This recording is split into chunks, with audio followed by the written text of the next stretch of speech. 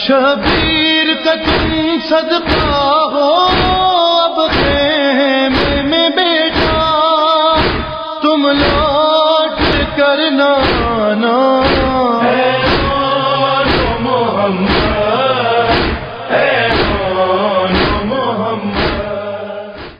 اعوذ باللہ من الشیطان الرجیم، بسم اللہ الرحمن الرحیم، الحمد للہ رب العالمین،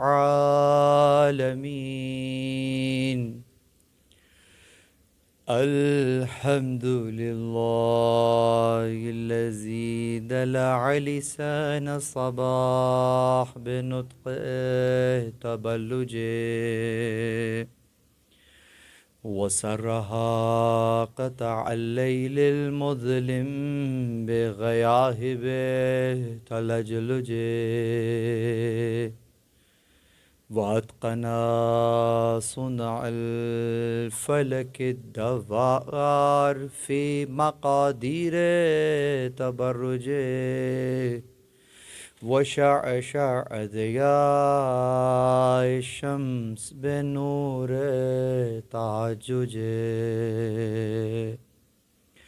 الذي دل على ذاته بذاته وتنزه عن مجانسة مخلوقاته وجل عن ملامة كيفياته، الذي قرب من خطرات الظنون وبعد عن لحظات العيون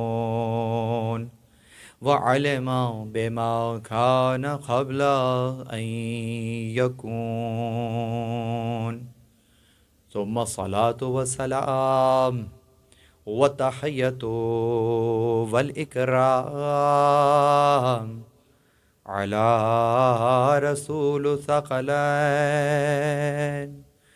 رحمة للمشرقين والمغربين،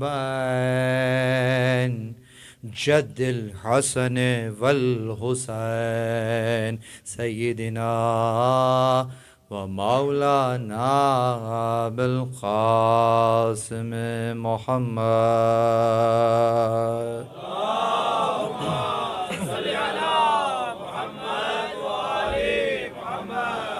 وأهل بيته الطيبين الطاهرين المعصومين المظلومين المنتجبين، الذين ذهب الله عنهم الرجس وطهرهم تطهيرا.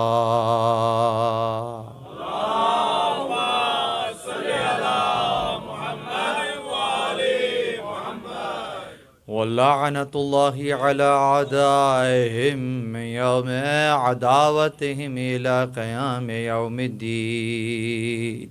أما بعد، قال الله سبحانه وتعالى في محكم كتابه المجيد وفرقانه الحميد، بسم الله الرحمن الرحيم. وَجَعَلْنَاهُمْ أَئِمَّةً يَهْدُونَ بِأَمْرِنَا. درود بر محمد و آل محمد.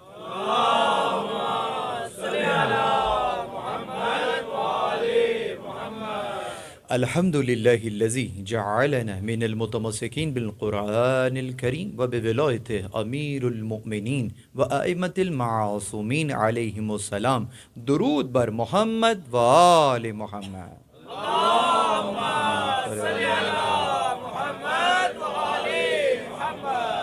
تمام پر تعریفیں خدائے وحدہ لا شریک کے لیے درود اور سلام محمد اور اہل بیت محمد علیہ الصلاۃ والسلام کی ذوات مقدسہ پر. حمد ہے اس خدا کی کہ جس نے ہمیں اور آپ کو قرآن کریم ولایت امیر المومنین اور دیگر ائمہ علیہم السلام کی ولایت و ولایت سے متمسک کیا. پروردگار عالم کا لطف ہے، احسان ہے، توفیق ہے کہ اس نے ہمیں یہ ایک اور موقع عنایت فرمایا کہ ہم اور آپ اس وقت ایک مرتبہ پھر فرش اعضاء پر موجود ہیں اور ہر بار کی طرح وہ رزق پا رہے ہیں جو ختم ہونے والا رزق نہیں ہے، باقی رہنے والا رزق ہے. ایام عزا کے سلسلے میں منعقدہ تاریخ کے اعتبار سے یہ 5ویں نشست ہے اور اگر چاند رات کو بھی شامل کر لیا جائے تو یہ 6ٹھی تقریر ہے. جس موضوع پر ہم گزشتہ 2 شبوں سے بات کر رہے ہیں وہ امامت و رہبری ہے، اور ہم نے گزشتہ 2 شبوں میں آپ کے سامنے امامت اور امام کو واضح کیا کہ امامت کیا ہے اور امام کیا ہے. نتیجہ یہ برآمد ہوا کہ امامت نظام کا نام ہے، وہ نظام کہ جس کی بنیاد قوانین الہیہ پر ہو، وہ نظام کہ جس کے فاؤنڈیشن پلر حکم خدا پر کھڑے ہوئے ہوں، وہ نظام امامت کہلائے گا. اور وہ شخص کہ جو کہ ان قوانین کا عکاس ہوگا، یعنی جس میں یہ قوانین منعکس ہو رہے ہوں گے، یعنی اگر مجسم ان قوانین کو دیکھنا چاہو تو اس ہستی کو دیکھ لو، سمجھ میں آ جائے گا کہ خدا نے کس نظام کو تمہارے لیے منتخب کیا ہے. تو اس ہستی کا نام امام ہوگا. امام وہ شخص ہو گیا، وہ رہبر ہو گیا کہ جو کہ پروردگار عالم کے حکم سے ہی رہبر قرار پایا ہوگا. یعنی انسان مل کر کسی کو منتخب نہیں کریں گے کہ یہ میرا امام ہو جائے گا، اللہ کے حکم سے ہی یہ کام طے پائے گا. اور یہ اس لیے ہے کہ ایک ایسی مثال آپ کے سامنے آج پیش کرنا چاہوں گا کہ جو ایک بچے کو بھی سمجھ میں آ جائے کہ 2 اور 2 4 کی لاجک ہے، اس میں کوئی راکٹ سائنس نہیں ہے، یہ بہت آرام سے سمجھ لینے والی بات ہے. اور وہ یہ کہ ہم نے جانوروں کے ریوڑ کو تو دیکھا ہی ہے نا. اگر ایک جگہ ہم دیکھیں کہ بہت سی بھیڑیں ایک جگہ جا رہی ہوں، ریوڑ ہو، بہت سارے اس میں جانور ہیں، بھیڑیں ہیں یا کوئی اور اس انداز کا ریوڑ ہے، یہ بتائیے کہ اس ریوڑ کی جتنی بھیڑیں ہیں، 100 ہیں، 200 ہیں، 500 ہیں، جتنی بھی ہیں، کیا ایسا ممکن ہے کہ یہ سب بھیڑیں آپس میں جمع ہوں اور فیصلہ کریں کہ ہم میں سے کون ہوگا کہ جو کہ ہمارا گلہبان بنے گا؟ تو گویا یہ فیصلہ یہ بھیڑیں نہیں کر سکیں گے. کیوں؟ اس لیے کہ یہ بھیڑیں اگر مل کر بھی، سمجھ رہے ہیں، بہت محتاط گفتگو کرنا چاہتا ہوں، اگر مل کر بھی، سر جوڑ کر بھی کوئی فیصلہ کریں گی تو بہرحال اپنی عقل کے مطابق ہی کریں گی. اور جو ان کا گلہبان ہوگا وہ یقیناً کوئی انسان ہونا چاہیے.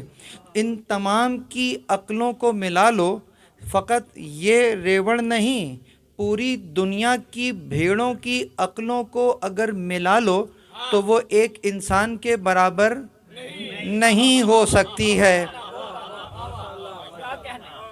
تو ایک انسان کے برابر تمام دنیا کی بھیڑوں کی عقل نہیں ہو سکتی ہے جو کہ اس انداز سے کوئی بھیڑ چن لی جائے کہ بھائی آپ ہیں اور آپ ہمارے اوپر آ جائیں، ممکن نہیں ہے۔ کیوں؟ اس لیے کہ ان کا گلہبان جو ہوگا، ان کا جو رہبر ہوگا وہ ان سے اوپر ہونا چاہیے، اس کی عقل ان سے اوپر ہونی چاہیے۔ اسی لیے انسان تو ان کا گلہبان ہو سکتا ہے، بھیڑ کا گلہبان بھیڑ نہیں ہو سکتی ہے۔ اب اگر یہ والی بات سمجھ میں آ گئی ہے تو اب ذرا اس طرف سے آ جائیے کہ پوری دنیا کے انسان مل جائیں، ان کی عقلوں کو اگر ملا لیا جائے تو کیا یہ کسی معصوم کی عقل کی برابری کر سکتی ہیں؟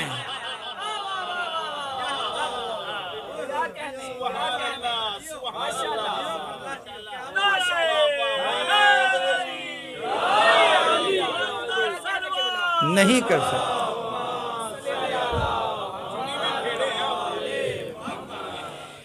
نہیں کر سکتی۔ جب نہیں کر سکتی یعنی پورے دنیا کے انسان مل جائیں اور یہاں پہ کہیں کہ ہم میں سے نبی کون ہوگا، نہیں کر سکتے نا۔ جب نہیں کر، کیوں نہیں کر سکتے؟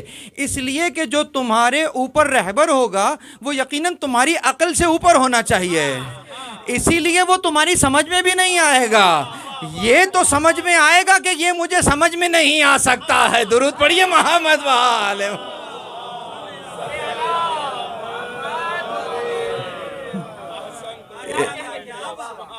انسان کی عقل یہ درک کر لے گی کہ میں انہیں ویسا درک نہیں کر سکتا جیسے یہ ہیں، لیکن بہرحال درجوں کا تعین ہو سکے گا کہ یہ مخلوق ہیں، وہ ان کا خالق ہے۔ بلکہ یہیں پر آپ کے اور ہمارے سجدوں میں لطف آنا شروع ہو جائے گا کہ ہم اس کے آگے جھک رہے ہیں۔ کون؟ جب پروردگار عالم کے سامنے جھکیں گے تو پھر احساس ہوگا کہ کس کے آگے جھک رہے ہو؟ جو ائمہ طاہرین کا بھی خالق ہے، اسی کے آگے ہم ماتھا ٹیک۔ درود پڑھیے محمد و آل محمد۔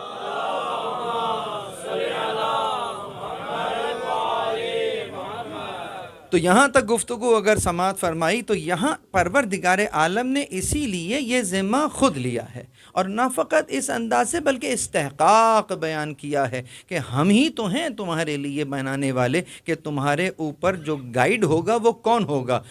کہہ رہا ہے وَجَعَلْنَاهُمْ أَئِمَّةً يَهْدُونَ بِأَمْرِنَا، جو میں نے بھی آیت کی تلاوت کی، کچھ نئے چہرے دیکھ رہا ہوں تو ان کو بیان کیے دیتا ہوں۔ سورہ انبیاء کی 73 نمبر کی آیت میں نے تلاوت کی کہ وَجَعَلْنَاهُمْ أَئِمَّةً يَهْدُونَ بِأَمْرِنَا، ہم نے امام قرار دیا ہے جو ہمارے امر سے ہدایت کرتے ہیں۔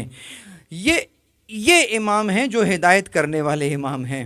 لیکن وہ کہتے ہیں نا تعارفون الاشیاء بأضدادها، اشیاء کو ان کی ضد سے پہچان لو۔ تو یہ امام کیسے پہچانے جائیں گے؟ تو ان کی ضد بھی موجود ہے کہ کچھ ائمہ ایسے ہیں کہ جو یدعون الی النار والے ائمہ ہیں، کہ وجعلناہم ائمۃ یدعون الی النار، ہم نے انہیں امام قرار دے دیا ہے جو لوگوں کو کہاں بلاتے ہیں؟ جہنم کے لیے بلاتے ہیں۔ اس کا مطلب یہ ہے کہ جو لفظ امام ہے، اگر فقط لفظ کی بات کی جائے تو نہ پازیٹیو ہے نہ نیگیٹو ہے، یہ تو فلیٹ ہے۔ دیکھنا ہوگا کہ امام کون سا ہے، ہدایت والا ہے یا نار والا ہے۔ اگر ہدایت والا ہے تو اس کی پیروی کی جائے گی، نار والا ہے تو اس سے کیا کیا جائے گا؟ بیزاری کی جائے گی۔ یعنی کہ جب تک اس نار والے سے بیزاری نہیں ہو رہی ہوگی، اس ہدایت والے کا حق بھی ادا نہیں ہو رہا ہوگا۔ ایسا نہیں ہوگا کہ ادھر آئے تو میں آپ کے ساتھ ہوں اور وہاں گئے تو کہا ارے میں تو یوں ہی گیا تھا، اصل تو آپ ہی۔ درود پڑھیے محمد والے یہ نہیں ہوگا۔ اسی لیے یاد رکھیے گا، اسی لیے یاد رکھیے، یہ جو منافق ہوگا وہ اس انداز سے تولا تو آرام سے کر لے گا، ارے قبلہ کیا کہنے آپ کا، بہت اچھا ہے، بہت اچھا ہے، سب کچھ اچھا، نہیں کر سکے گا تو برات نہیں کر سکے گا۔ درود پر محمد وآل محمد۔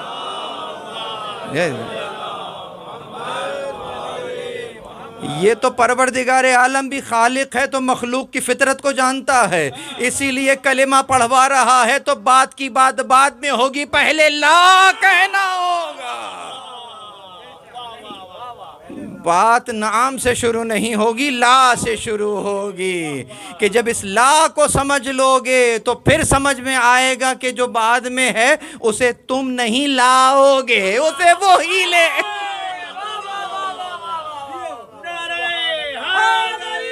وہ لے کر تو یہ لا اگر اس انداز سے سمجھ لیا جائے کلمہ لا الہ الا اللہ کا لا کیا ہے، بس عزیزاً اس اعتبار سے پروردگار عالم نے وہ انتظام فرمایا۔ اور غدیر کے میدان میں کس انداز سے باقاعدہ مجھے کسی نے سوال کیا کہ قبلہ وہاں حجۃ الوداع ہو رہا تھا، آخری حج تھا، اتنے صحابہ اتنے بہترین انداز میں اور بہترین خطبہ دیا رسول اللہ نے، اتنی اہم بات تھی وہاں کہنی چاہیے تھی، وہاں کیوں نہیں کہی اور میدان میں راستے میں کیوں کہی؟ سوال ہے، کسی نے سوچا؟ انٹلیکچوئلز لوگ ہیں وہ سوچتے ہیں کہ بھائی رسول اللہ نے وہاں کیوں نہیں کہی، وہاں کیوں کہی، اور یہ اتنا زیادہ ایونٹ کیوں کریٹ کیا؟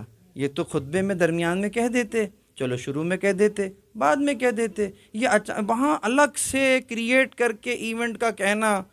تو جواب کتنا سمپل ہے کہ رسول اللہ نے ایونٹ کریٹ نہیں کیا، اللہ نے ایونٹ کریٹ کروایا ہے۔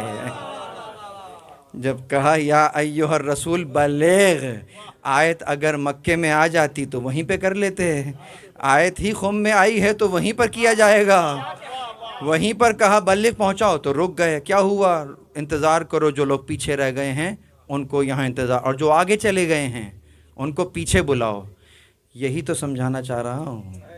اعلان کیا ہونے والا ہے سمجھ رہے ہیں؟ آپ کو تو معلوم ہے نا، اس وقت تو لوگوں کو معلوم نہیں تھا کہ کیا ہونے جا رہا ہے، لیکن اب تو ہمیں تو پتہ ہے کہ کیا ہو رہا ہے۔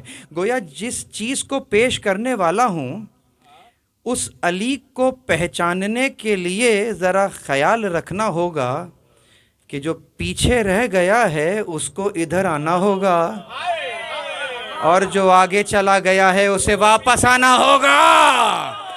جو پیچھے رہ گیا وہ بھی ہلاک ہو گیا، جو آگے بڑھ گیا وہ بھی ہلاک۔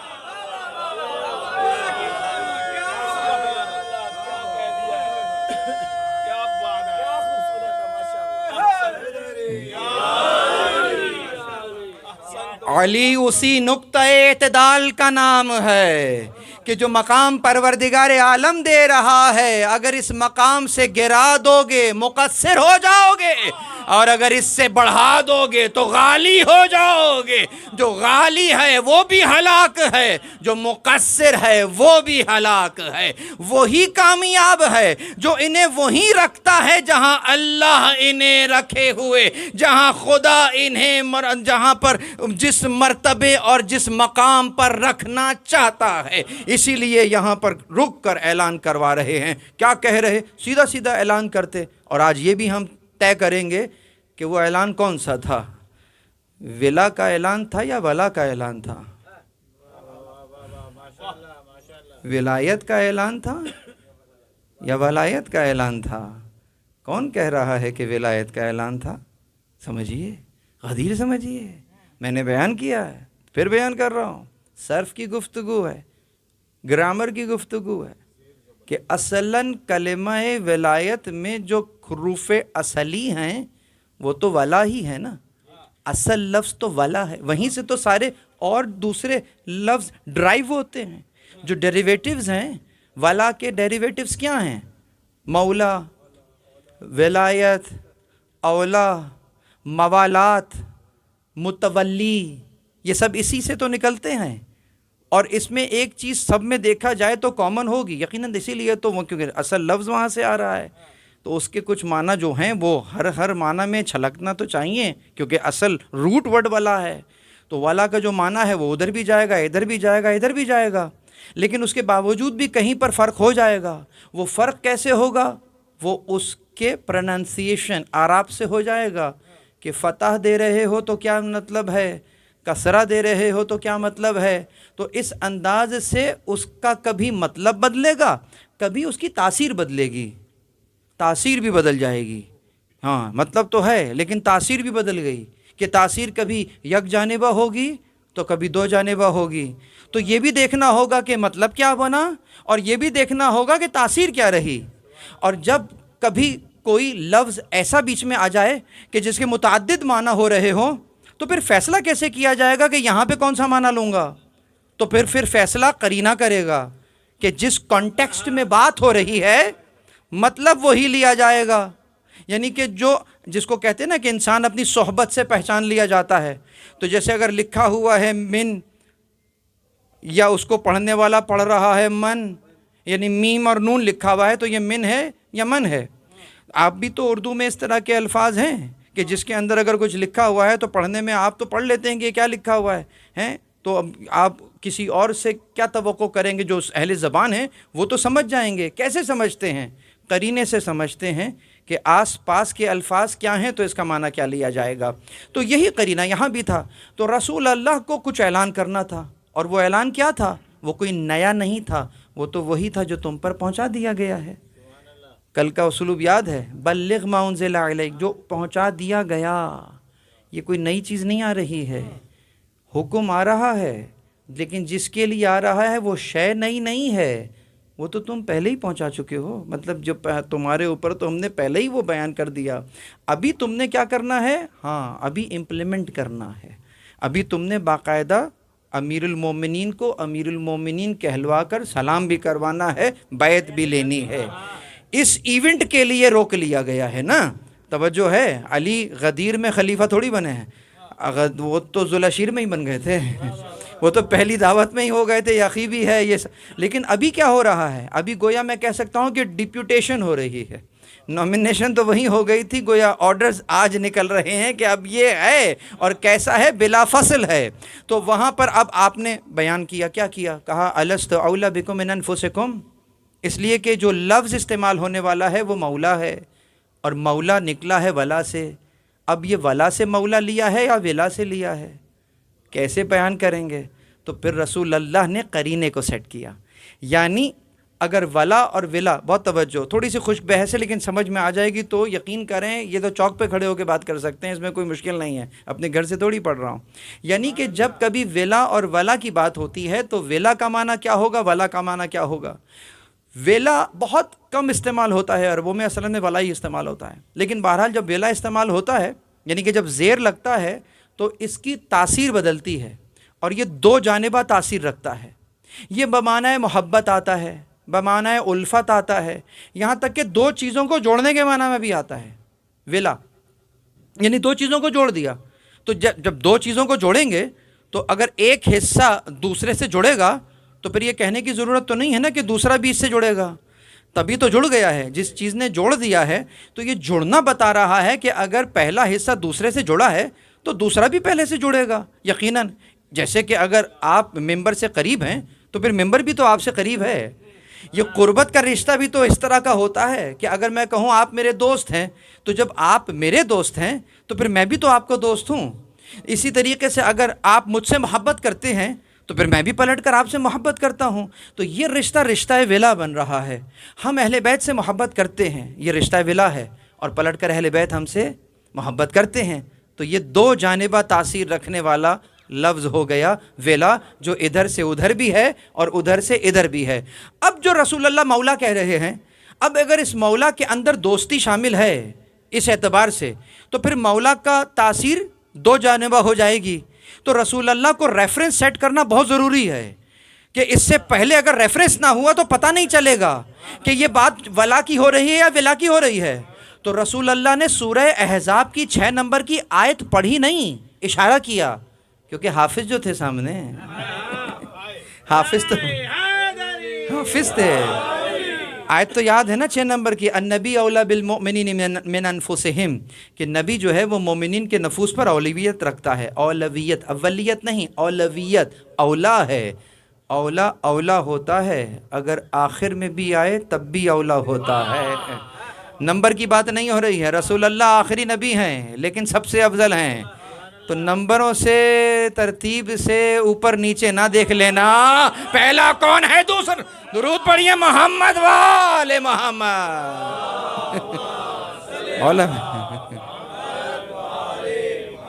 جو افضل ہے وہ افضل ہی رہتا ہے، وہ افضل ہے، وہ افضل، اس کی ویلیو کو کوئی کم نہیں کر سکتا. اگر 100 رنگٹ ہیں درمیان میں تو چوڑ مڑوڑ کے بالکل آگے پیچھے کر کے رکھ دیں تو بھی وہ 100 رنگٹ ہی ہیں، اور ایک سادے پیپر کو جتنا ہی چوم چوم کے کہیں رکھ دیں وہ سادہ پیپر ہی ہے۔ تو آپ کی ظاہری تکریم سے اصلاً کسی کی ویلیو، سمجھ رہے ہیں کیوں؟ جس کو اللہ نے ویلیو دی ہے اسے بھلا کون ڈی ویلیو کر سکتا ہے؟ درود بر محمد وآل محمد۔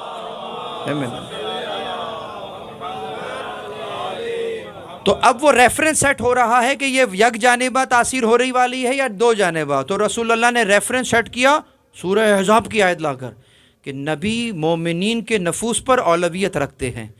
تو اب سوال کر رہے الست اولی بکم من انفسکم، کیا میں تم سے زیادہ اولویت نہیں رکھتا؟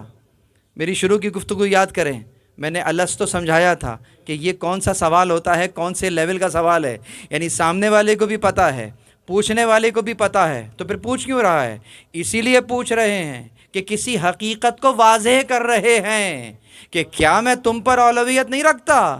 سب نے کہا بلا۔ جب وہ ریفرنس سیٹ ہو گیا پھر کہا کہ من کنت مولا فہذا علی مولا، یعنی یہ تاثیر یک جانبہ ہے، دو جانبہ نہیں ہے۔ کیوں؟ اگر اس کو دو جانبہ تصور کر لیا تو پھر آیت کا مطلب ہو جائے گا کہ نبی جو ہے وہ مومنین پر اولویت رکھتا ہے اور پلٹ کر مومنین نبی پر اولویت رکھتے ہیں۔ اس آیت میں دو جانبہ بات نہیں، یک جانبہ بات ہے۔ تو رسول اللہ نے یک جانبہ ریفرنس سیٹ کر کر جو من کنت مولا کہا، یہ مولا دو جانبہ تاثیر نہیں رکھتا ہے، ایک جانبہ تاثیر رکھتا ہے۔ مثال کے طور پر بیٹا باپ سے محبت کرتا ہے، پلٹ کر باپ بھی بیٹے سے محبت کرتا ہے، یہ ولا کا رشتہ ہے۔ لیکن اب اسی کو ولا کا رشتہ بنا دو تو باپ بیٹے کا ولی ہے، بیٹا باپ کا ولی۔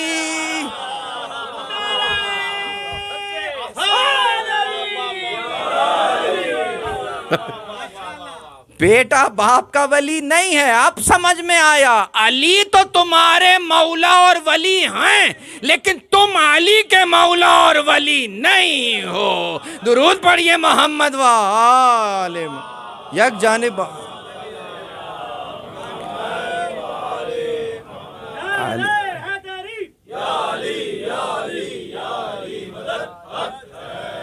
اسی لیے یہ کوئی پہلا موقع نہیں ہے جناب امیر کا تعارف۔ رہبری امامت یاد رہے، امامت و رہبری، اس رہبر کا تعارف رسول اللہ نے کب کب کہاں کہاں کس کس انداز سے کرایا۔ القرآن مع العلی وعلی مع القرآن، قرآن علی کے ساتھ ہے، علی قرآن کے ساتھ ہے۔ یہ جملہ کوئی چھوٹا جملہ ہے، یہ ایک یقین جانیے علی کی فضیلتوں کے لیے آپ رسول اللہ کی کسی بھی ایک حدیث کو لے لیجئے، اس کے علاوہ اگر کوئی حدیث نہ بھی ہوتی بس وہی کافی تھی۔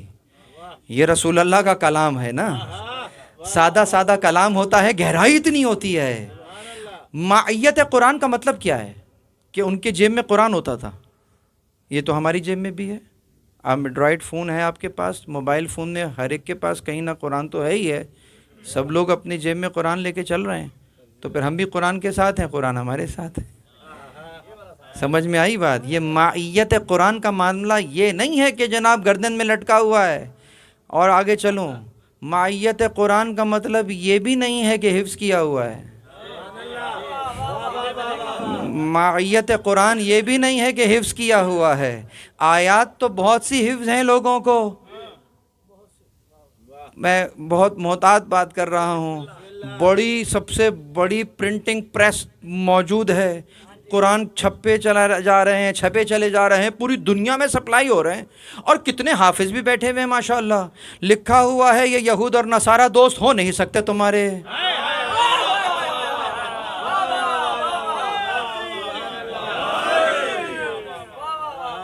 لکھا تو صاف ہے، اور سین شین صاد قاف بہترین حلق سے نکل رہا ہے، ہر جگہ پر دکانوں پر ریکارڈنگ بھی چل رہی ہے۔ یہود و نصارہ دوست نہیں ہو سکتے، لیکن جب آتے ہیں تو استقبال ایسے ہوتا ہے ابا جی آ گئے ہیں۔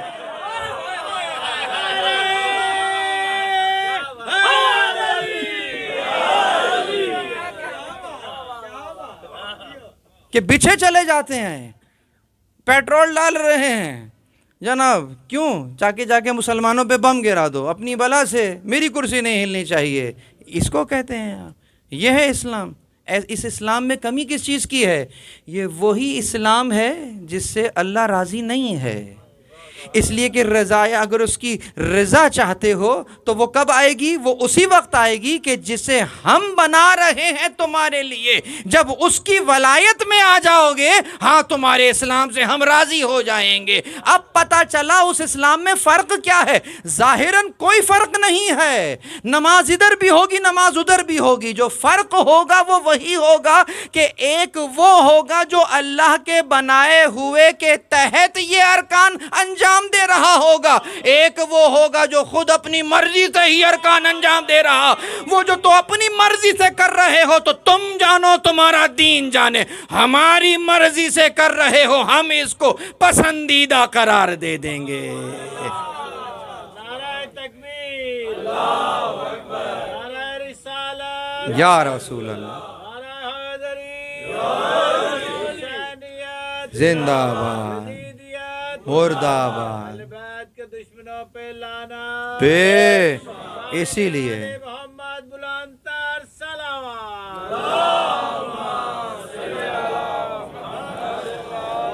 یہ حدیث اتنی بھی کافی تھی، لیکن اس کے بعد پھر اس کے ساتھ ایک جو دوسرا جملہ ہے وہ بھی کہا کہ لن یفترق حتی یرد علی الحوض، یہ یہاں بھی کہا ہے کہ علی قرآن کے ساتھ، قرآن علی کے ساتھ کبھی جدا نہیں ہوں گے یہاں تک کہ حوض پر مجھ سے ملیں۔ اگر یہ بات سمجھ لی ہوتی تو خوارج کبھی خوارج نہ ہوتے کہ جو کہہ رہے تھے کہ آپ نے تو کفر کر لیا ہے تو آپ دوبارہ توبہ کیجئے۔ اگر رس کا مطلب یہ ہے کہ ان کا معاملہ فقط علی سے خراب نہیں ہوا، رسول اللہ بھی ان کو سمجھ میں نہیں آئے ہیں، ان کا ایمان وہیں سے ہی مشکوک ہو گیا ہے۔ اسی لیے ابھی وقت نہیں ہے، پھر بیان کروں گا۔ تو اس اعتبار سے معیت قرآن کا معنی کیا ہے؟ یعنی کہ کسی کی زندگی کا ایک لمحہ ایسا نہیں ہوگا کہ قرآن کا حکم کچھ کہہ رہا ہو اور اس لمحے میں یہ کچھ اور کر رہا ہو، یعنی کہ جو بعین ہی قرآن کے احکامات کو مجسم کر کے دیکھ لو علی ابن ابی طالب قرار پا رہے ہوں گے۔ درود پڑھے محمد وآل محمد، آئی جگہ دے۔ تو اس انداز سے اب اگر دیکھیے تو اس معیت کو اگر خود قرآن میں دیکھیں تو آپ کو نظر آ جائے گی۔ قرآن کی صفات چارٹ بنائیے گھر میں، ایک طرف قرآن کی صفت لکھیں، ایک طرف علی کی صفت لکھیں، اور پھر کمبینیشن دیکھیں تو سمجھ میں آئے۔ اگر قرآن کی صفت ایک طرف رکھو، دوسری طرف دیکھو، اوپر لکھ دینا قرآن، ادھر لکھ دینا علی، پھر دیکھنا ادھر کیا لکھا ہے۔ قرآن کہتا ہے ھدی للمتقین، متقین کی ہدایت کرتا ہے، ادھر لکھ دینا امام ادھر ھدی للمتقین، ادھر امام المتقین۔ اب کوئی کہے گا نہیں اصل میں قرآن تو پھر ھدی للناس بھی ہے۔ ہاں قرآن ھدی للناس بھی ہے، ھدی للمتقین بھی ہے۔ ایک جگہ کہتا ہے ھدی للناس بینات من الھدی والفرقان، لوگوں کے لیے ہدایت ہے، اور ایک جگہ کہتا ہے ھدی للمتقین، متقین کی ہدایت کرتا ہے۔ تو بھائی کس کی ہدایت کرتا ہے، ناس کی یا متقین کی؟ سمجھ میں آئی؟ ناس کی بھی کرتا ہے، متقین کی بھی کرتا ہے، لیکن سمجھیے جب ناس کی ہدایت کرتا ہے تو اس میں متقین شامل ہیں، لیکن جب متقین کی ہدایت کرتا ہے تو اس میں ناس شامل نہیں ہے۔ متقین از دا سب سیٹ آف ناس۔ جب متقین کی ہدایت ہوتی ہے تو اس میں ناس نہیں ہے۔ کیوں؟ اس لیے کہ کچھ خاص ہدایت ہو رہی ہے، عام نہیں ہو رہی ہے۔ فرق یہی ہے، جو ناس کی ہدایت ہے وہ بین ہوتی ہے، وہ سامنے سامنے ہدایت تو وہ بھی لے لیتے ہیں۔ ہندو بھی قرآن پڑھتا ہے، اس میں بھی اس کو اچھی چیزیں نظر آتی ہیں۔ اسی لیے کہہ رہا ہوں کہ قرآن ہدایت دے رہا ہو تو ایک دم خوش نہ ہوئیے گا، دیکھ لیجئے گا کہ ناس کی ہدایت ملی ہے یا متقین کی ہدایت ملی ہے۔ नास की हिदायत तो हिंदू को भी हो रही थी, तुम्हें तो खास हो, तुम्हें तो दूसरी हिदायत होनी चाहिए। वो हिदायत कैसे मिलेगी, उसका क्राइटेरिया क्या है? कहा कुरान पढ़ो, लिखा देखो क्या लिखा है, हुदल लिल मुत्तकीन, मुत्तकीन की हिदायत करता है। क्यों? इसलिए कि ये मुत्तकीन आम नहीं है, खास हैं। ये वो अल्लज़ीना हैं जो युमिनून बिल गैब पर ईमान रखते हैं। चूंकि ये गैब पर ईमान रखते हैं, नास गैब पर ईमान नहीं रख रहे हैं, तो इसीलिए हम इन्हें गैब से भी हिदायत दे रहे हैं। ये खास हिदायत मुत्तकीन को नजर आ रही। बस यहां से अगर समझ में आ गया तो ठीक है, नास की भी हिदायत करता है, तो फिर अली की जिंदगी भी नास के लिए हिदायत है कि उनकी जिंदगी से उसवा कोई भी ले सकता है और ले रहा है। चाहिए कि जितने गैर मुस्लिम हैं उसमें भी उन्होंने किताबों पे किताबें लिखी हैं जनाब अमीर के ऊपर। ये हिदायत नास की नहीं है तो और क्या है। दूसरे तरफ पे अगर देखते हैं तो हमें नज़र आ रहा है कि कुरान मजीद इंसानों के लिए यकीनन क्या कहला रहा है, नूर है, हिदायत है। तो अली की सीरत के अंदर यकीनन ये नूरानी अनवार मौजूद हैं या नहीं हैं। एक एक पहलू को देख लीजिए, नूरानियत बिखेरता हुआ नज़र आ जाता है। घरेलू ज़िंदगी को अगर संवारना हो तो जनाब अमीर के घर में झांक के देखो क्या हो क्या रहा है। ज़ौजा और ज़ौज आपस में किस अंदाज से रह रहे हैं। आपने जनाब अमीर के हाथ में तलवार ही देखी है हमेशा। कभी आपने जनाब अमीर के हाथ में वो थाल देखा है जिसमें वो दाल चुन रहे थे?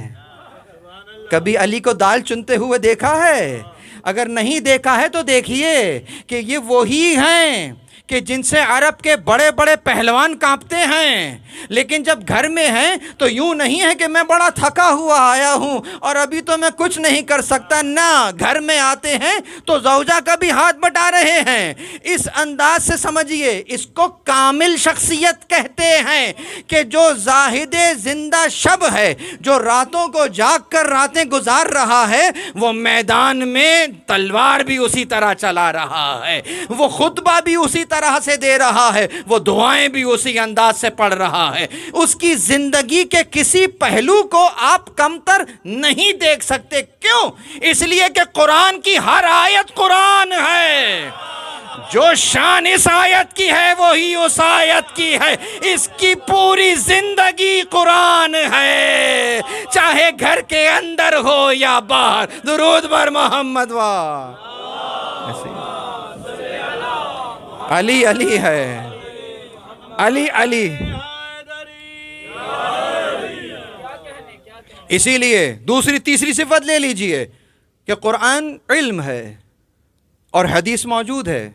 मन अरादा इल्मुल अव्वलीन वल आखिरीन, तो उसको क्या चाहिए? फल युतव्विरहुल कुरान, उसको चाहिए कि कुरान की तिलावत करे।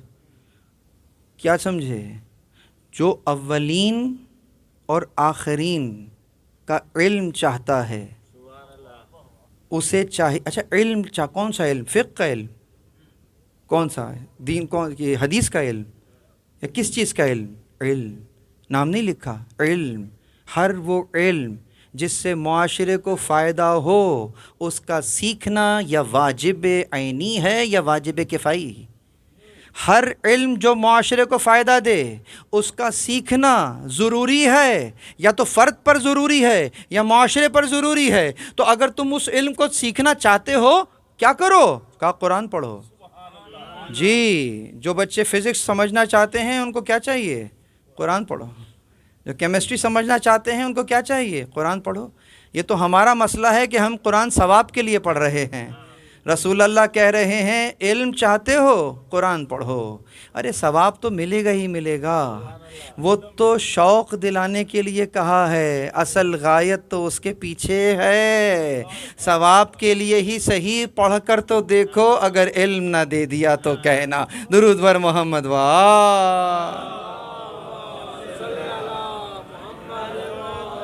तो क़िबला क्या कहा मैंने हदीस में? कि मैंने तो कहा नहीं, रसूल अल्लाह ने कहा, मैंने तो पहुँचाया कि मन अरादा इल्मुल अव्वलीना वल आखिरीना फल युसव्विरुहुल कुरान। और एक और तुरुक से मैंने देखा तो फल यक़रउल कुरान, दोनों आए हैं। तो नतीजा क्या है कि जो इल्म हासिल करना चाहता है अव्वलीन का और आखिरीन का, जो उलूम डिस्कवर हो गए हैं اس کو مزید ایکسپلور کرنے کے لیے کرنا ہے تو کیا کرو؟ قرآن پڑھو.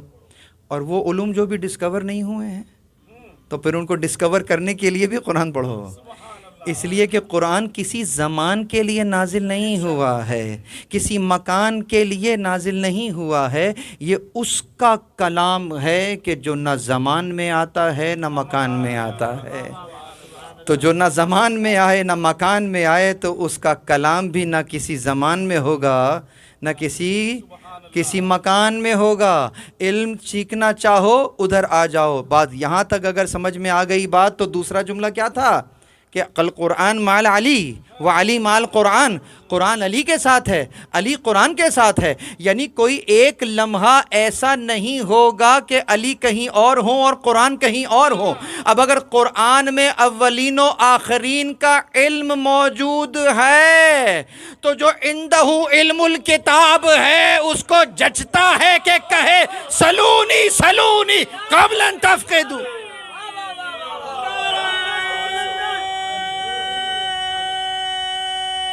پوچھو.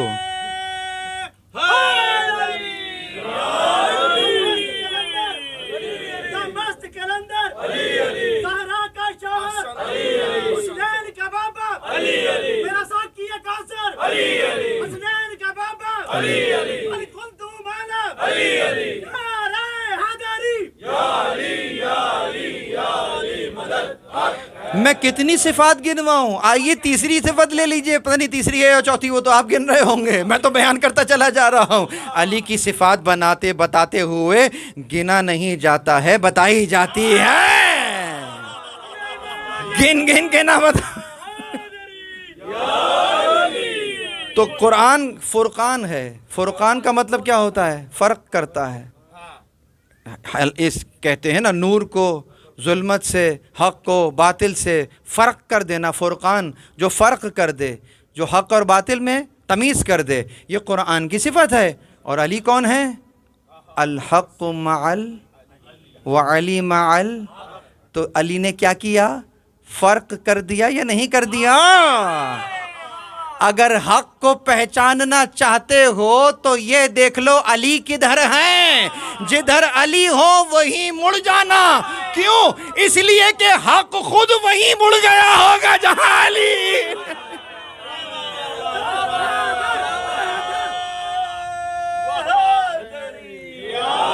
الحق مع العلی وعلی مع الحق. علی حق کے ساتھ ہے، حق علی کے ساتھ ہے. اس کو معیت کہہ رہے ہیں. اب سمجھ میں آیا قرآن بھی حق ہے، علی بھی حق ہے، حق حق کے ساتھ ہے. یہ جملہ بھی ہمارا نہیں، اس کا ہے جس کو حق نے حق بنا. درود پڑھیے محمد والے.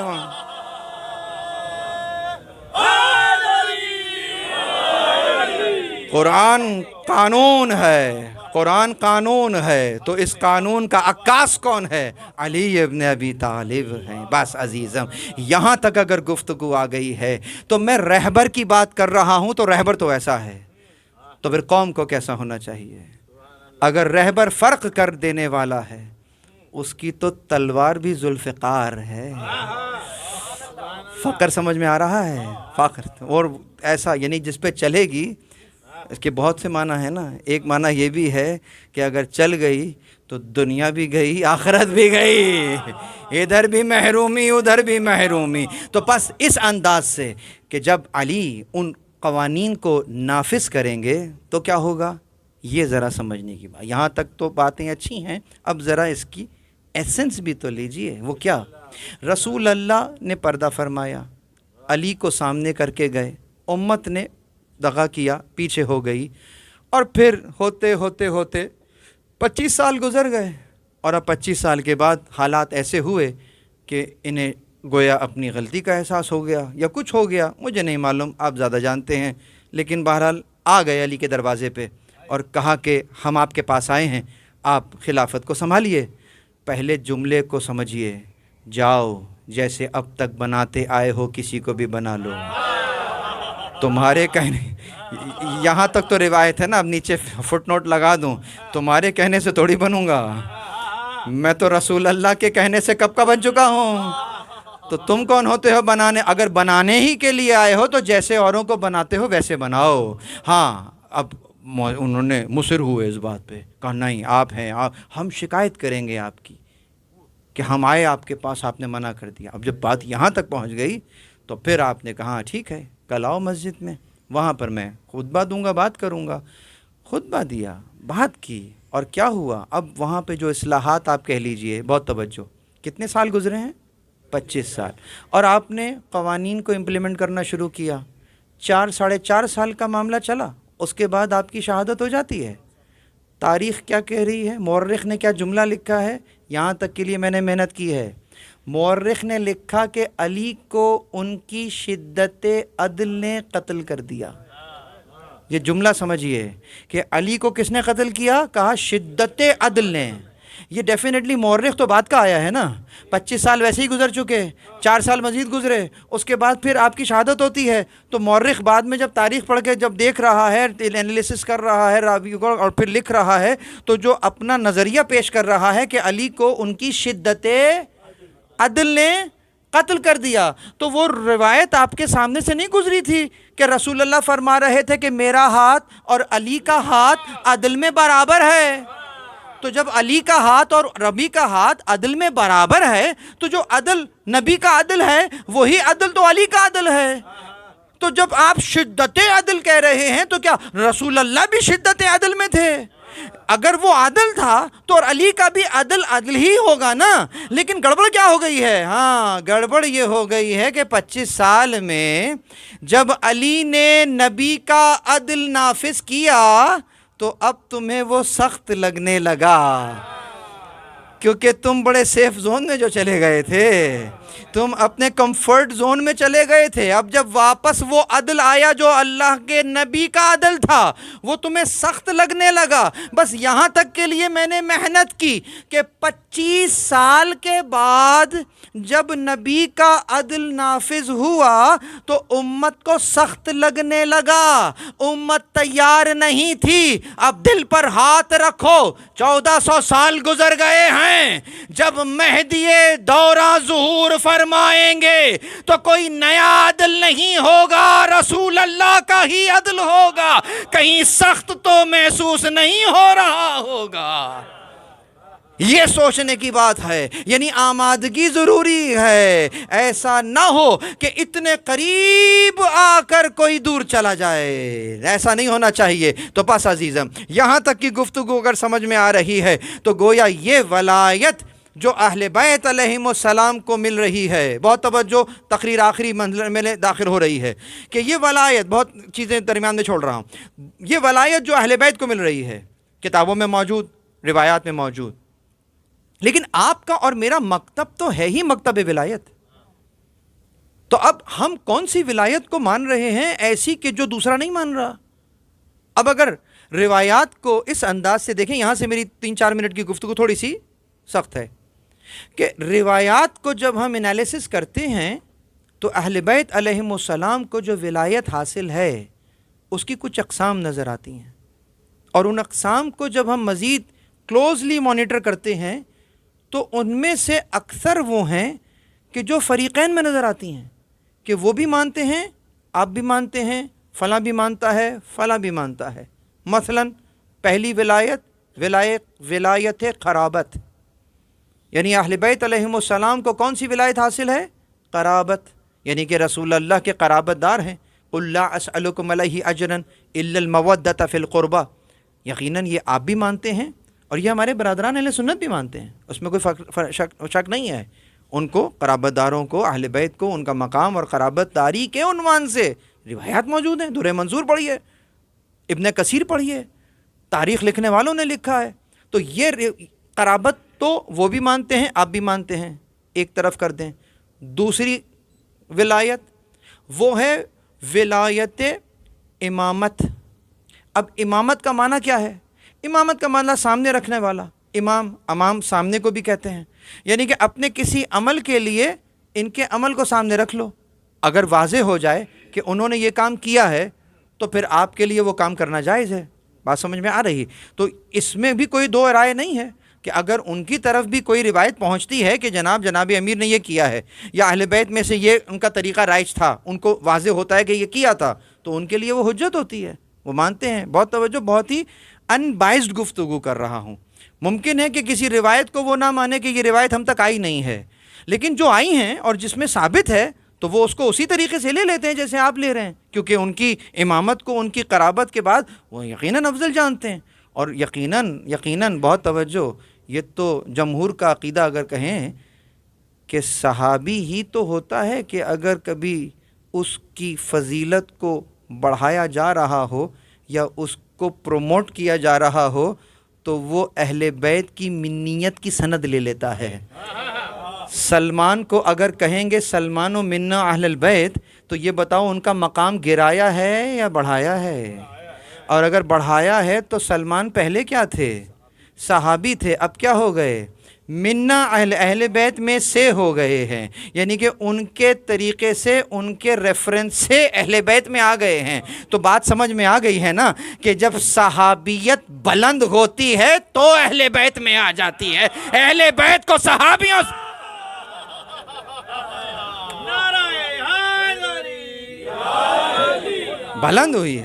بلند ہوئی ہے، اسی لیے تو منا اہل البیت ہو گئے، محمدی ہو کر اٹھ گئے۔ تو اس اعتبار سے اگر دیکھیے تو وہ بھی مانتے ہیں اس طرح انداز سے، تو پھر آپ اور وہ ساتھ کھڑے ہوئے ہیں۔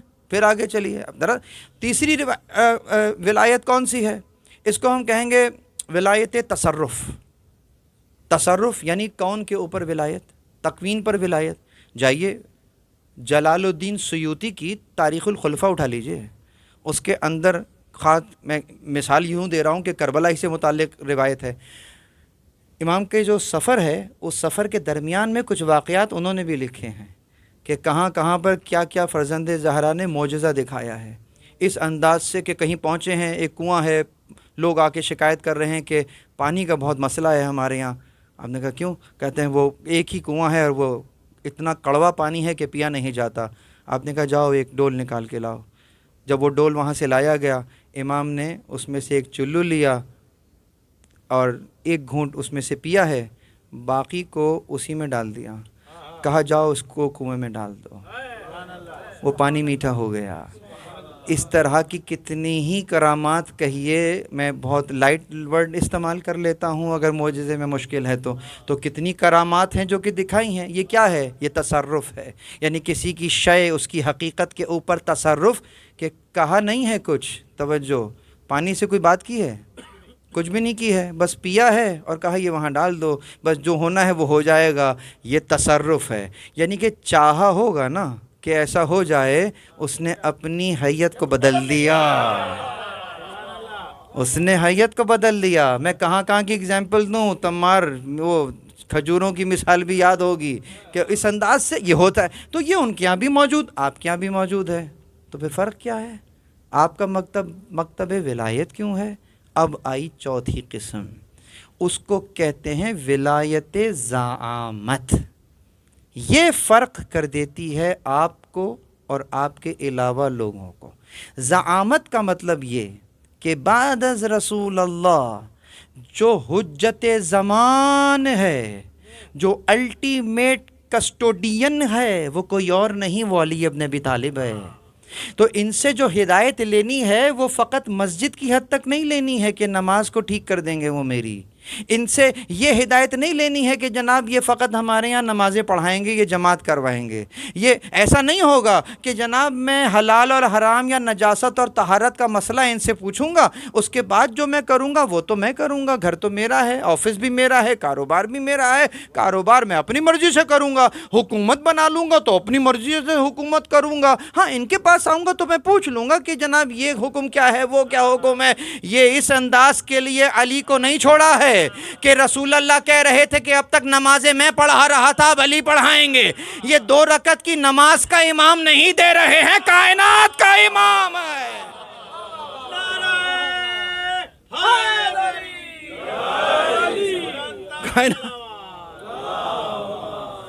یہ ہے زعامت. اس زعامت کو سمجھیے. اب اگر نظر آئے گا کچھ رشتے نظر آ رہے ہوں گے کہ جناب یہ زوجہ ہیں, وہ بھائی ہے, وہ بھانجے ہیں, وہ بھتیجے ہیں.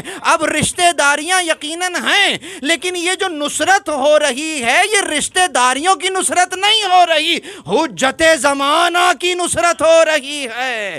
اگر دروازے پہ بی بی زہرا جا رہی ہیں تو وہ کوئی شوہر کا دفاع نہیں کر رہی ہیں, اپنے وقت کے امام کا دفاع کر رہی ہیں. اور امام کا دفاع کرنے کے لیے جسے کہتے ہیں جینڈر اسپیسیفک ضروری نہیں ہے کہ مرد ہی کر سکتے ہیں, عورتیں. ارے بچے بھی یہاں امام زمان کا دفاع کرنے کے لیے میدانوں میں جایا کرتے ہیں.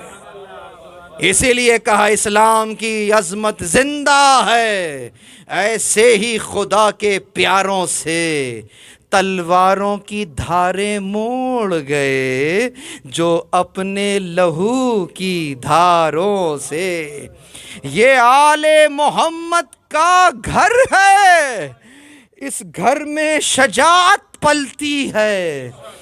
بچے بھی ہمک کر جاتے ہیں میدان کی طرف گہواروں سے. یہ وہ گھرانہ ہے کہ جہاں شجاعت کو آپ کسی عمر سے جوڑ کر نہیں سمجھ سکتے. کیا بچہ, کیا بوڑھا, کیا جوان. اللہ اکبر. آ گئی نا بات کربلا پر, اور آ گئی نا بات رشتہ داریوں پر بھی اور نصرت امام پر بھی. اسی لیے اون اور محمد ماموں کی مدد نہیں کر رہے تھے, اپنے وقت کے امام کی نصرت اور مدد کر رہے تھے. اسی لیے ہر کوئی چاہ رہا ہے کہ کیسے اپنی جان کو نواسۂ رسول پر, حجت زمان پر فدا کر دے. بس عزیزم آ گئی نا بات کربلا اور ان ننھے شہزادوں پر. اللہ اکبر. آج کوئی دیکھے, کوئی زینب کے دل سے پوچھے کہ زینب نے کیا کیا دیکھا ہے. اللہ اکبر. جانتے ہو نا یہ وہی بی بی زینب ہیں کہ جن کا سن تقریباً 4.5 سال کا تھا کہ جب بی بی زہرا نے اپنے پاس بلایا کہ بیٹی ذرا وہ صندوق تو لے آنا. اور جب یہ بیٹی صندوق لے کر آتی ہیں تو اس میں سے کیا نکل رہا ہے؟ کفن برآمد ہو رہا ہے. کہا بیٹی یہ میرا کفن ہے, جنت سے آیا ہے. اللہ اکبر. بی بی زینب 4 سال یا 4.5 سال کی ہے. کہا بیٹی یہ میرا کفن ہے, جنت سے آیا ہے. پھر اس صندوق میں دیکھا دوسرا کفن نکلا. یہ کس کا کفن ہے؟ کہا بیٹی یہ تمہارے بابا کا کفن ہے, یہ بھی جنت سے آیا ہے. تو اس انداز سے تیسرا کفن نکلا. یہ کس کا کفن ہے؟ کہا بیٹی یہ تمہارے بھیا حسن کا کفن ہے. کوئی یہ منظر کسی کو نہ دکھائے. تمہارے گھر میں بھی تو بچیاں ہوں گی نا. کوئی 4.5 سال کی 5 سال کی بچی کو تصور کرو کہ اس کے ایک ہاتھ میں اس کی ماں کا کفن ہو, ایک ہاتھ میں اس کے باپ کا کفن ہو, ایک ہاتھ میں بھیا حسن کا کفن ہو. اور بھائی فقط بھائی نہیں ہے, حسن جیسا بھائی ہے. ماں فقط ماں نہیں ہے, زہرا علی جیسا باپ ہے. بس عزیزم چوتھا کفن برآمد ہوا. چوتھا کفن برآمد ہوا. جان سکو گے کیا تھا, کس کا؟ اب بچی سوچ رہی ہوگی نا کہ کس کا ہوگا. کہا بیٹی یہ بھی تمہارے بھیا حسن ہی کا کفن ہے. اب بچے تو بازو ہے. بچی نے رونا شروع کر دیا.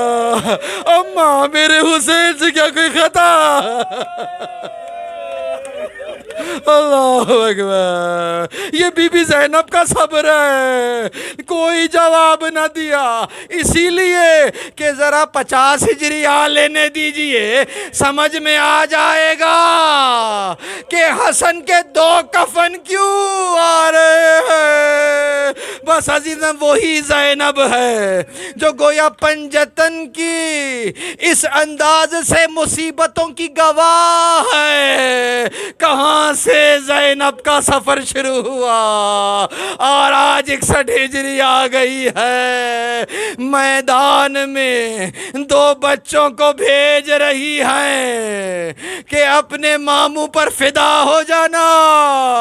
اللہ اکبر۔ ایک اون ہے، دوسرے محمد ہیں، ایک تیسرا بیٹے عبداللہ کے ہیں عبید اللہ، وہ بھی میدان میں شہید ہو گئے ہیں۔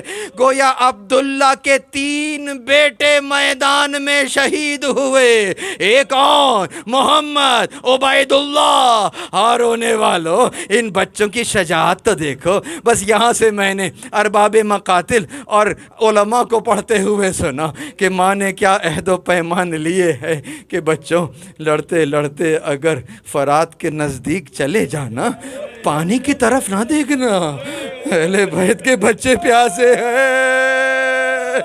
اللہ اکبر عزیزاں، جس گھرانے کے بچوں کا ضبط یہ ہے، وہاں غازی کا ضبط سمجھ میں آیا۔ بس عزیزم عہد و پیمان لیے بچوں نے اس انداز سے جنگ کی ہے، اور ایک کوفے کی سرحدوں سے فوجوں نے ٹکرانا شروع کر دیا۔ یہ دلبران جعفر طیار اس انداز سے لڑ رہے تھے کہ کسی کو بدر کی جنگ یاد آ گئی، کسی کو احد کی جنگ یاد آ گئی ہوگی۔ بس عزیزم لڑتے لڑتے آخر کتنا لڑتے، اتنے زخم جو کھا چکے تھے، بس اس انداز سے غش کھا کر زمین پر گرے۔ ملعون آگے بڑھے اور تیروں اور نیزوں سے بچوں کو، بس عزیزہ اسی لیے مولا حسین کس تیزی سے میدان میں آئے ہیں۔ اللہ اکبر۔ روایت لکھ رہی کہ محمد کی شہادت ہو گئی تھی اور کو اٹھا کر لے کر آئے، ابھی کچھ سانسیں باقی ہے۔ میں نے روایت پڑھی تو نہیں، علماء سے سنا۔ یہاں سے اون نے اس انداز سے کلام کیا، ماں نے پوچھ لیا، پانی کی طرف تو نہ دیکھا۔ بس عزیزہ سمجھئے بچوں نے اپنا داد شجاعت لیا اور اس انداز سے روح قفس انصری سے پرواز کر گئی۔ زینب کی آنکھوں میں ابھی اس انداز سے آنسو نہیں ہیں، بین نہیں کر رہی ہے۔ کیوں؟ یاد رکھیے یہ وہ منزل ہے، بہت توجہ، یہ وہ منزل ہے۔ کربلا گزر گئی، زینب نے کس کا ماتم کیا ہے؟ بھائی کا ماتم کیا۔ کربلا سے کوفہ، کوفہ سے شام، یہاں تک کس کا ماتم ہو رہا؟ بھائی کا ماتم ہو رہا ہے۔ وہ روایت یاد ہوگی نا کہ جب زندان میں سر بھیجے گئے ہیں، جب 2 ننھے سر آئے، بولنے والے نے پوچھا ارے کیا ان کی ماں موجود نہیں ہے؟ زینب نے کہا ماں ہے، میں بھائی کا ماتم کروں گی۔ اللہ اکبر۔ عزیزم سمجھئے تو گویا بی بی زینب نے وہاں بھی بچوں کا ماتم تو نہ کیا۔ بس عزیزم وقت گزر گیا، قافلہ واپس مدینے آ گیا۔ اب ذرا سمجھئے وہ زینب کا سفر جو 28 رجب کو شروع ہو رہا، آج جب واپس مدینے آئی، جب اپنے گھر تشریف لے گئی، اب تک جو بچوں پر نہ رو سکی، اب جو 2 مسلوں کو دیکھا، بچوں کو یاد کیا، اے اون محمد، اے اون محمد، اس انداز سے گریہ کیا۔ آواز بھی باہر گئی، عبداللہ گھر میں نہ تھے، واپس آئے۔ عبداللہ گھر میں آئے، یہ جملہ، اس جملے کو سنیے گا نہیں، محسوس کیجئے گا۔ عبداللہ نے بس ایک نظر دیکھا، کہا تو کون ضعیفہ ہے میرے گھر میں کیا کرے؟ یہ جملہ کافی ہے، کچھ پڑھنے کی ضرورت نہیں ہے۔ عبداللہ کہہ رہے کون ضعیفہ ہے میرے گھر میں کیا کر رہی ہے؟ بس اتنا کہنا تھا۔ بی بی نے ذرا چہرے سے چادر کو ہٹایا، عبداللہ پہچانا نہیں۔ اب عبداللہ پہچان، سمجھئے بس اس میری طرف دیکھیے، جب بی بی چادر کو ہٹا رہی تھی نا، ذرا کلائی سے چادر ہٹ گئی۔ عبداللہ نے کچھ نشانات دیکھ لیے. بی بی یہ کیا ہے؟ کہا عبداللہ ہمیں اسیر کیا گیا، عبداللہ ہمیں اونٹوں پر بٹھایا گیا، عبداللہ ہمیں کربلا سے کوفہ سے شام لے جایا، عبداللہ ہمیں کئی گھنٹے یزید ملعون کے دربار کے باہر. بی بی نے ساری داستان سنائی. عبداللہ نے ایک چیخ ماری ہے، زمین پر گر گئے. میں کہوں عبداللہ تم نے فقط سنا ہے، تم نے دیکھا نہیں ہے. اب تمہیں سید سجاد سمجھ میں آیا. شام کا بازار تھا، بی بی زینب. انا للہ و انا الیہ راجعون. ماتم حسین. کہتی تھی زینب یوں ماں کا مان نبھانا، یوں ماں کا مان نبھانا. ہے آن محمد، ہے آن محمد، ہے آن محمد، ہے آن محمد. شبیر کا تم صدقہ ہو اب خیمے میں بیٹا، تم لوٹ کر نانا